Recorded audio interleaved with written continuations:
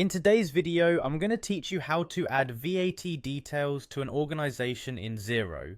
If you're managing finances for a business and need to ensure your VAT information is accurately captured, you're in the right place. Let's dive into the process, which is straightforward and should take no more than a few minutes.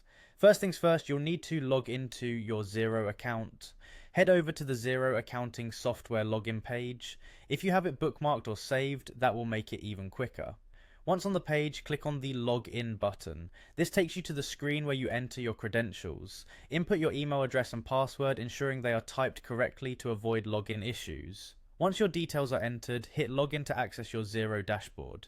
Now that you're logged in, you'll see the main dashboard screen. From here, you'll navigate through a few steps to get to the VAT entry section. On the dashboard, locate the Accounting tab. It should be visible at the top or side panel depending on your layout. Clicking on Accounting will then reveal more options, and from those, select Advanced.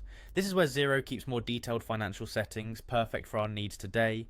Next, look for and click on Financial Settings. This section houses all the key options necessary to input and manage your VAT information. Under the Sales Tax section, you'll see where you can begin entering your VAT details. Now that you're in the Sales Tax section, the first choice is to select your tax basis. This will be crucial for accurate sales tax reporting, so make sure you select the option that suits your business needs. Once your tax basis is set, it's time to enter your tax ID number. Accompanying this, provide a tax ID display name. This name will be displayed whenever your tax ID is referenced in reports, so choose something clear and representative of your business. Following the tax ID entry, you'll need to decide your tax period. Choose the tax period your organization adheres to for sales tax reporting. This could be monthly, quarterly, or annually, so refer to your business requirements to ensure accurate compliance. The final step, once you've reviewed all your entries and confirmed everything is accurate, is to click on Save. Saving these details finalizes the process, ensuring your VAT information is properly recorded in Xero.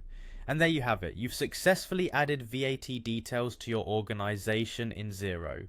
Remember, keeping this information up to date is vital for accurate financial tracking and compliance. If you need further assistance, consider exploring Xero's support resources. Thanks for watching, and see you next time.